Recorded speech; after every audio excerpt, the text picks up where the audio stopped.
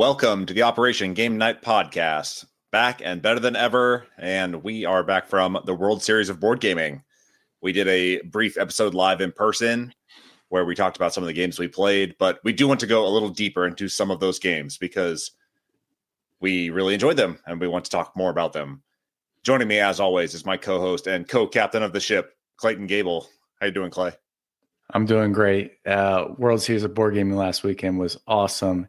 It was a whirlwind, but we're back and we're reinvigorated about board gaming. I don't know about you, but that really jolted some life into me. Oh, yeah. I mean, it took some life out of me because, we're all old men now. So staying up till 1 a.m. is like a historic feat for us. So, it definitely took it out of me, but it also reinvigorated me. So I'm excited to talk about some of these games with you guys.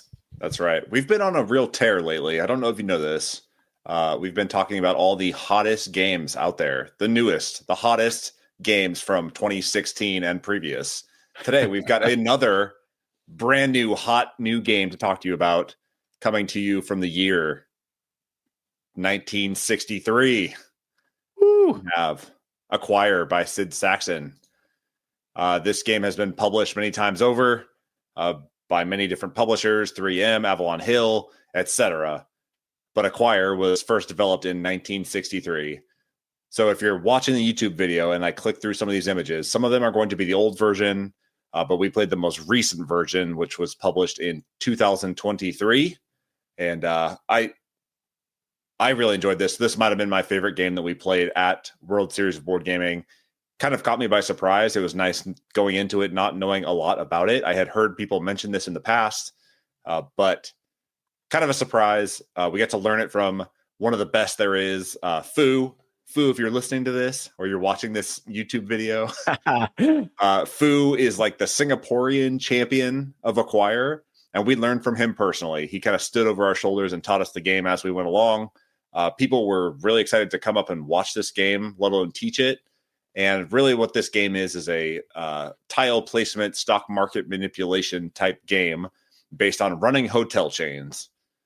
And so the goal at the end of the game, once everything is resolved and the end game conditions have been triggered, is to have the most amount of money in your hands after you sell off all your stocks. You get these stocks by placing out these little cubes, these little tiles, that represent blocks in a city, basically. Here's the very old version if you're watching the YouTube video. But you place these blocks out here. You have 6 of them, 7, Clay? 6 in your hand, yeah. Yeah, 6 in your hand. And on your turn, you are placing one of these blocks.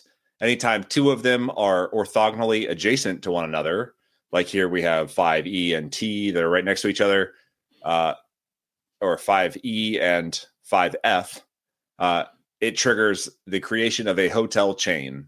And so you will take one of the hotels that are worth like really, it's kind of a sliding scale. There's like the very expensive hotels. There's the budget hotels. There's like kind of a mid-range hotel. You take one of those, you place it on there. And then as the founder of that hotel chain, you take one of those stocks. And the stocks are these kind of funny money looking cards, basically. Yeah, they're just cards. They're just cards. You take a card from that hotel chain, and then you have these kind of sliding scale. I'm trying to see if I can find a picture of that sliding scale. It's basically like a spreadsheet that tells you the values of everything. If you have how big the hotel is, dictates how much the stock for that hotel costs.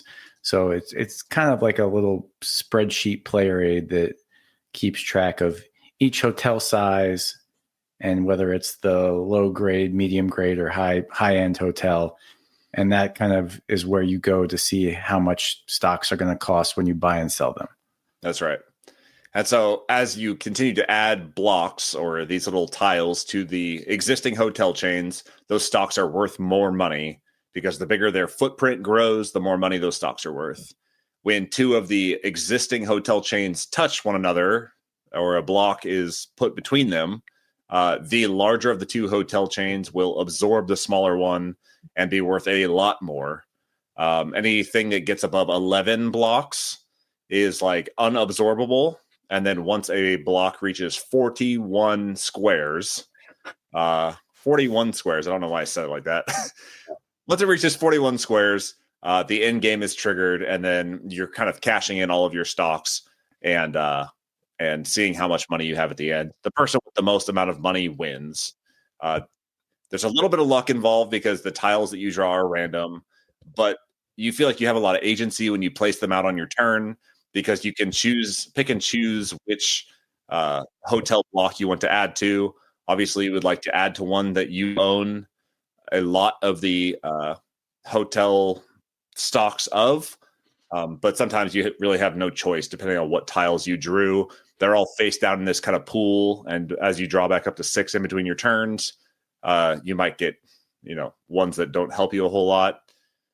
And then after you have played your turn, you have the opportunity to buy stocks up to 3 of any of the existing hotel chains.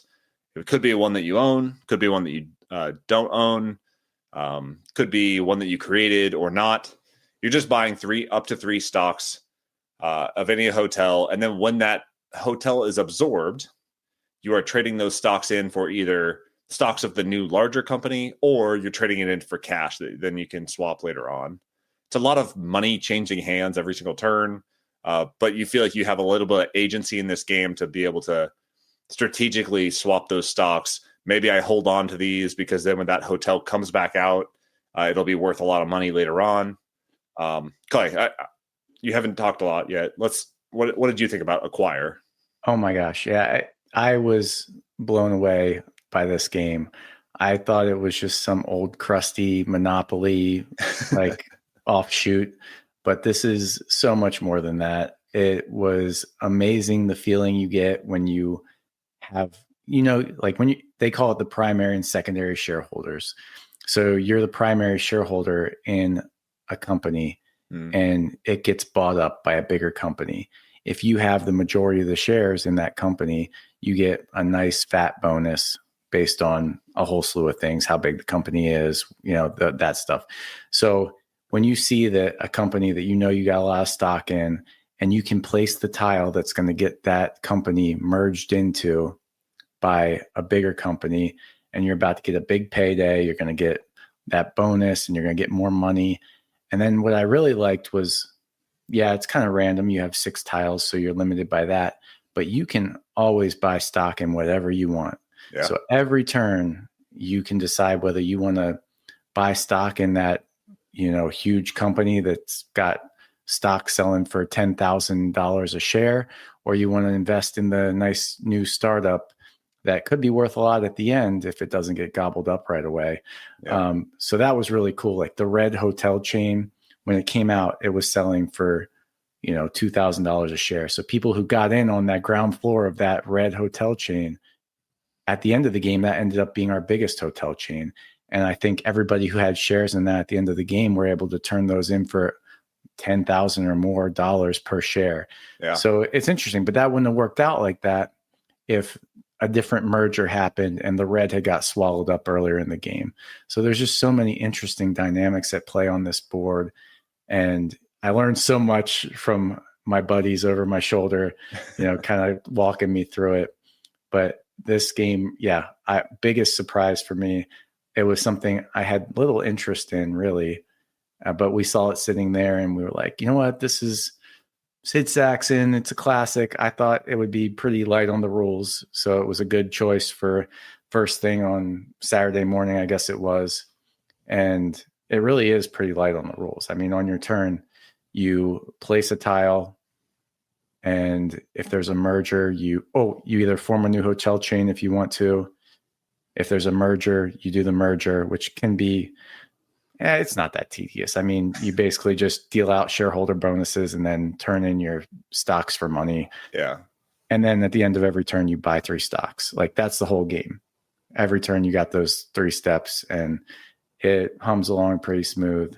The spreadsheeting of it kind of was hard. At some times you're like, okay, so I have stock in the blue company. That's the middle column. And it has 15 squares to it. It's 15 squares big. So it's $5,000 a share. So like at the end of every turn, when you're trying to buy stock, it's kind of like, okay, what's going on? Yeah. But yeah, that's kind of where I stood on this one. Yeah, I feel like 3 might be the way to play it at 3 players, because we ended up in this weird situation. And you mentioned the Red Hotel. That's just our instance for our game, the one time that we played it. But the Red Hotel started out, it was maybe the first hotel formed, and then it absorbed another hotel, and then another hotel. And all of a sudden, like, you're at 11 squares before any other hotel had reached like maybe 5. And yeah, if you bought in early, that was great for you. But then we continued to buy up those shares until there was none left. And it was above 11 squares, so it could not be absorbed. So there was literally no way else to get in on that hotel. And any tile that I had to place that then like merged another hotel with that one was only helping you guys who had the majority of the shares. And we played open-handed. Sometimes you can play this closed-handed where nobody knows what shares other people have. You're kind of doing some mental math in your head to know who is the majority shareholder. We played open-handed. I know that you guys have the most. And so like fighting to not play those tiles that would help you guys absorb other hotels was really like painstaking. I think we might have missed a rule somewhere where like you can swap tiles out if you don't want to play them, or you can't play them or something. Yeah, we didn't do that until the end. Like if you have tiles that you can't play, you can set them aside and draw new tiles at the end of your turn. That's right. Yeah. But I was kind of torn. Like towards the end, I was kind of like, maybe I can just continue to stand up new hotels and knock them over and get them absorbed as fast as possible. So that way I'm getting a share, like an ownership bonus, and then getting them absorbed, swapping that in for more money. And maybe I can like just kind of short this hotel over and over and over again. I don't know the economics behind that, but it seemed like a good strategy in the end game. And it didn't really pan out for me because I think I lost by a long shot. But man, what a surprise game. Like, did not expect this one to be on the radar at all. Did not expect this one to be a highlight with all the other cool games that they have at these conventions and the deep library of Dice Tower West. Did not expect this to be on my radar as much as it was. And this ended up being probably my favorite game we played this weekend. I will say, again, we've only played it once, but it did feel, it did feel like, and I was the beneficiary of this because I had my own personal coaching staff, but it did feel like once you kind of got ahead of steam, and this is kind of like real life too, people, like once you start getting a lot of money, it becomes hard to stop. Like money makes more money. And once you sell the right stuff and get into that first pot of cash, like then I could buy the stock I wanted in all the other companies. And then, those just appreciated over time. And I think, I don't know, probably with a more competitive group that stayed a little closer together. Again, I had a lot of help. So it felt like I got off to a blazing start, and I never felt like I was unable to buy what I wanted and do what I wanted. And so it was just about making the right plays and buying the right stock. And it could feel bad if you're Travis or Jared and you kind of see somebody that's just rolling in dough and you're like, well, there's not much I can do at this point. They're clearly the slumlord here. But really what you're trying to do is like when somebody starts to move ahead like that, and this dynamic might change if you played it close-handed, where if we didn't know that you were the majority shareholder in half of these hotels, we might be able to play things a little bit differently. But like, I felt like a race to try and build up hotels as fast as possible just to compete with the red one that we knew that you were the majority shareholder in, right? Yeah. So like, if we could play to these ones over here, whether we were absorbing new hotels or forming new hotels or like just building to existing ones, build them up as fast as possible so that the red one cannot absorb it and trigger end game, right? We want to keep this going as long as possible. And we ended up in this situation at the end where we had just a couple of hotels that were kind of floating around the outside edges. The big red hotel owned like half of the board. And then any place we went was going to trigger the end game. Like there was maybe 3 other locations that we could have played. Yeah. At the very end. Yeah. And then there was the one that was going to trigger the end game. And I think you ended up tipping us over the edge for end game. But yeah, like you get to a point where it's not beneficial to anybody else to keep playing. So just like end it and be done with it. Yeah. There was just nuanced decisions that I wasn't expecting. Like at the beginning, before I started having a coaching crew, I was doing silly things that made sense to me. I would, be like, all right, I have some of the blue hotel. I've got some continental in my hand. So on my turn, I'm going to play a tile that makes blue bigger, and I'm going to buy more blue. Yeah. But it doesn't make sense to make a hotel bigger, make the stock more expensive, and then buy it. Like, yeah. So maybe I make my hotel chain bigger and then buy some of a cheaper hotel that looks like it's getting close to being absorbed somewhere else. So there's just a lot of cool decisions to be made and ways to just stack cash and stack stocks. Yeah. I love that you hit on that decision, because that was one that I was like kind of wringing my hands about while we were playing. Was you place your tile and then you are able to buy stock. So I can't buy the stock up and then make it a little bit more expensive afterwards. So yeah, I ended up in these situations where I'm like, man, I really want to buy that stock, but the only ones that I can play are to that specific hotel chain, which is going to make it more expensive after I play the tile. Yeah. What a cool game. There's probably such deep strategy here that we are so unaware of. Like, maybe if somebody, like, depending on the number of squares that are first out before the first hotel chain is formed, like, I can imagine you get a bunch of kind of scattered blocks of hotels, or these like lots of tiles without a formed hotel being two or more blocks next to each other. And then all of a sudden they start like toppling really fast, and predicting which one is going to be where. And there's probably a whole bunch of math to it that we are unaware of, but for the casual, we had fun. And for the casual acquire fan, I think we did pretty well. I had a great time playing this one. Yeah, as did I. Yeah, I will keep my eye out for a potentially used copy, or maybe I'll keep my eye out for Acquire in the future, because this one is a cool game that I think anybody could pick up.